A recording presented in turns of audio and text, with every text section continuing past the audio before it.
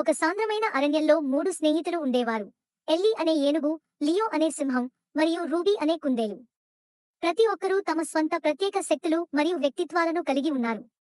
LG బలమైన మరియు దయగలది, Leo ధైర్యవంతుడు మరియు గర్వించేవాడు, మరియు రూబీ తెలివైనది మరియు త్వరితగామి. ఒక వేడి వేసవిలో అరణ్యం తీవ్రమైన ఎండ వల్ల నదులు ఎండిపోయాయి మరియు జంతువులు నీటి కోసం బాధపడుతున్నాయి. 3 స్నేహితులు అరణ్యంలోని పెద్ద జంతువులు చెప్పే పురాణాల్లో మాత్రమే ఉన్న ఒక రహస్య నీటి మూలాన్ని వెతకడానికి అరణ్యంలోకి గమనం చేయాలని నిర్ణయించుకున్నారు.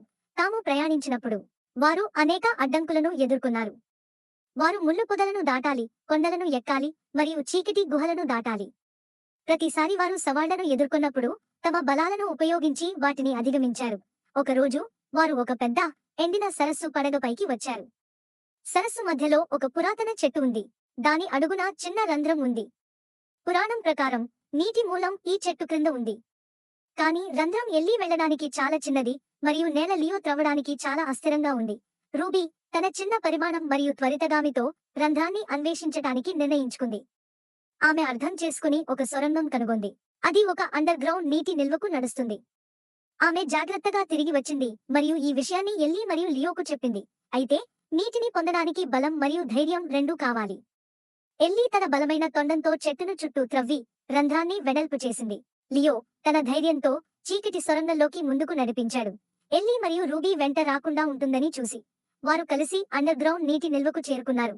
ఇది తాజా, చల్లని నీటితో నిండి ఉంది. వారు తమకు తగినంత తాగారు మరియు సంతోషించారు. కానీ అరణ్యంలో ఉన్న ఇతర జంతువులు ఇంకా బాధపడుతున్నాయని వారికి తెలుసు. తమ విజయంతో ప్రేరణ పొందిన వారు ఇతర జంతువులను రహస్య నీటి మూలానికి మార్గం చూపించాలని నిర్ణయించుకున్నారు. ఎల్లీ ముందుకు నడిపించి చిన్న జంతువులకు మార్గం సుగమం చేసింది. లియో సమూహాన్ని పటుత్వంతో కాపాడుతూ మరియు రూబీ సొరంగంలో వారికి మార్గం చూపింది. వారి కలయిక కృషి వలన మొత్తం అరణ్యం ఎండ నుండి రక్షించబడింది. జంతువులు తమ వీరులను సంతోషంతో వందించాయి. అందరికీ ఒక ముఖ్యమైన పాఠం నేర్పించింది. కథ యొక్క నైతికం నిజమైన బలం ఏకత్వంలో ఉంటుంది మరియు సవాళ్లను అధిగమించడానికి ఒకరి బలాలను ఉపయోగించుకోవడం. ధైర్యం, జ్ఞానం మరియు దయ కలిగినప్పుడు మేము కలిసి పనిచేస్తే ఏ విధమైన పరిస్థితినైనా విజయవంతంగా మార్చవచ్చు. అరణ్యం మళ్లీ ప్రాణం పొందింది మరియు ఎల్లీ, లియో మరియు రూబీ మధ్య ఉన్న బంధం మరింత బలపడింది.